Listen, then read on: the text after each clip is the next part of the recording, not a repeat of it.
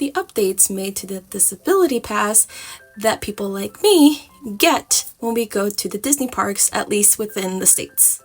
And if you're new here, hi, yes, I do have a disability. It may not look like it, but I have one, among many other things that I have that unfortunately just keep stacking up. Oh yeah, and I have this too, which I only use in certain occasions. I don't use it all the time because for some reason I don't feel like I'm worthy to use it all the time, which is something that's so wrong. If you need it, period. But moving on to what's on the website right now. This is what the Disability Service DAS Pass says on the website actively. Pause to read. So that reasoning is 100% valid. I have no issues with that. I just have the issue that they limited to that. As someone who has her illness, not always for display for everyone to see, this is very crucial because in the past when I've gone to the Disney parks, it has already been difficult to get the DAS Pass. They ask for my health history, which they can't pronounce not one of the things listed on my medical card,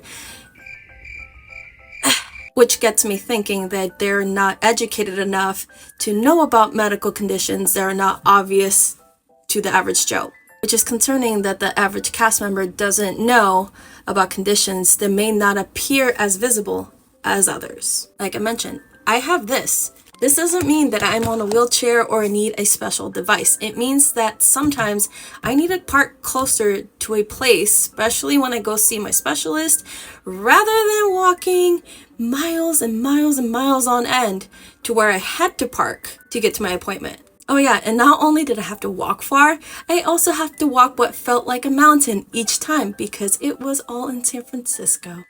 And still, most of my appointments are in San Francisco.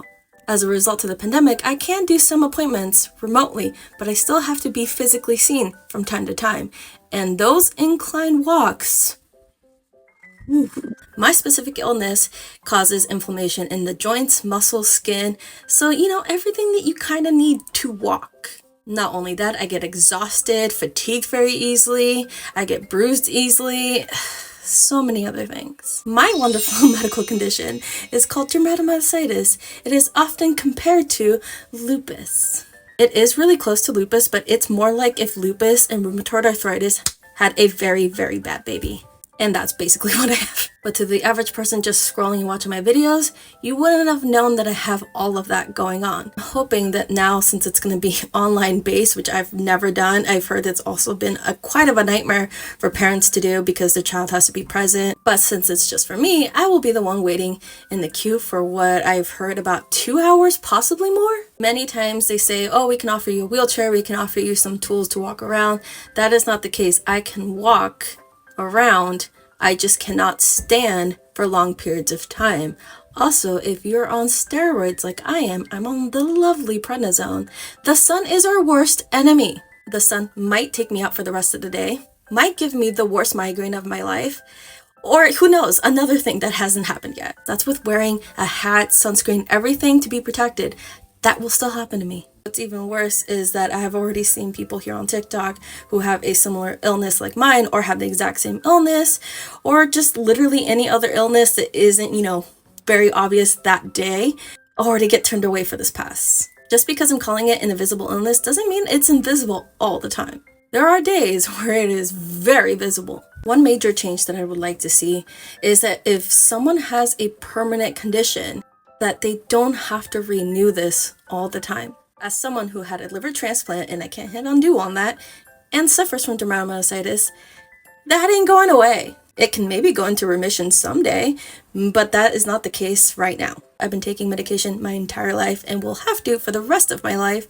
Dermatomyositis, I've been taking medications for all my life for that. I went into remission for 3 years and then it came back with a vengeance, and I've been in medications ever since. Not only do I have to take medicine by mouth, I also have to give myself a sub-Q infusion every 2 weeks, which lately almost knocks me completely out energy-wise. It eventually does give my energy back, but until then, I am out like a cloud. With conditions that are very permanent, we shouldn't have to renew our stuff every 30 to 60 days. That just seems traumatizing. Because if you have a condition similar to mine, you know that we go through basically auditioning for doctors and specialists all the time.